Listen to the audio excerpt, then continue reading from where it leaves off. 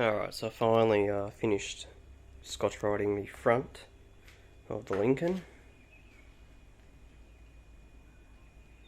It's not really looking the best. There's lots of little holes in this bonnet.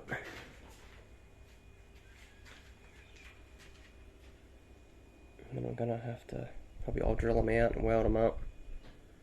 But yeah, you go up here a bit, there's more there. Bigger hole there.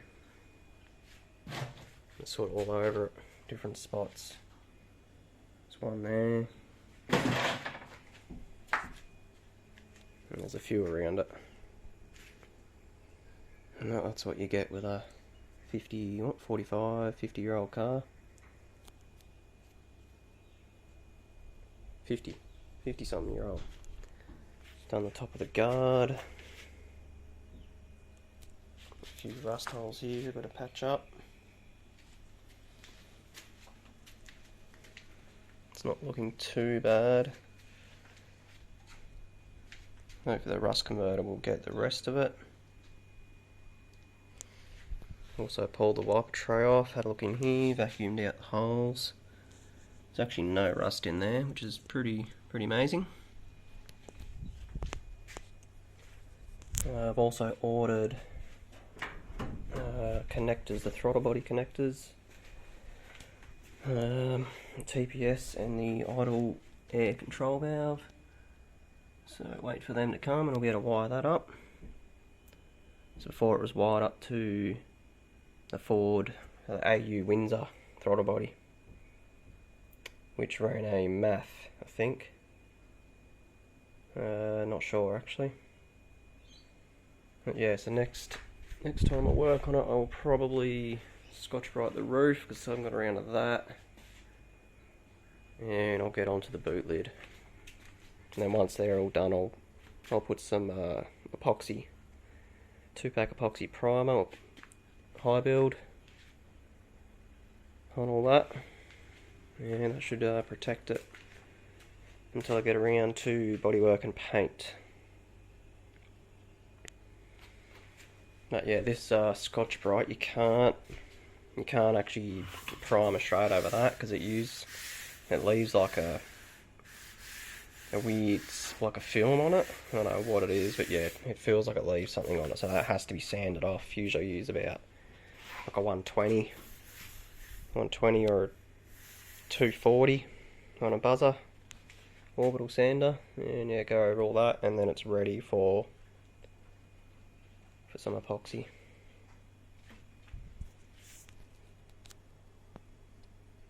And it also looks like the throttle body, all this here, the top of this is actually hitting the bonnet.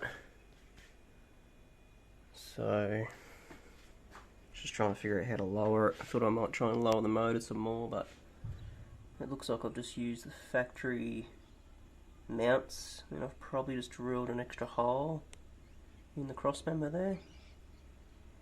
And the other option is maybe see if I can raise the gearbox, which will change the angle a bit. Change the angle, which would bring that down like that a bit more, and it would possibly clear the bonnet. As you can see there, it's sticking above the guard edges. And the other option is I thought I might take this to work and I'll cut it down. I think I'll cut a section out of it and weld it back up.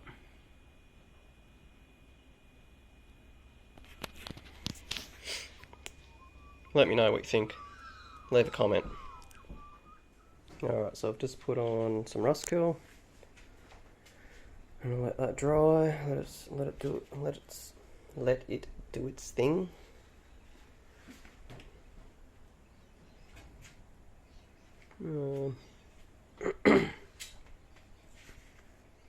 Oh yeah, thing that a lot of people seem to do when they're restoring a car is all these lead fill spots.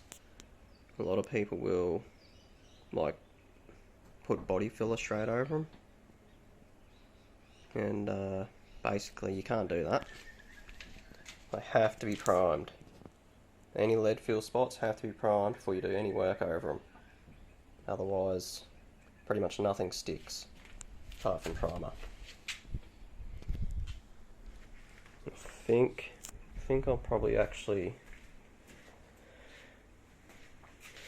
get the underneath this blasted. I might get this sandblasted under here, and probably do the boot lid as well, underneath the boot lid.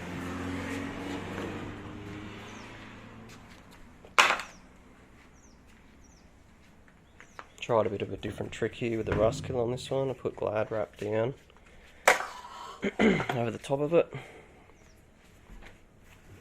But yeah, this boot lid was not this bad a few years ago. Sitting out in the weather.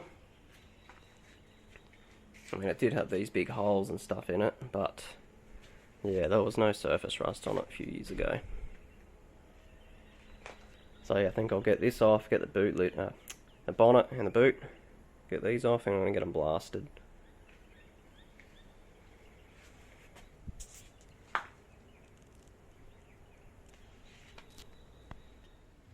Alright guys, thanks for watching again.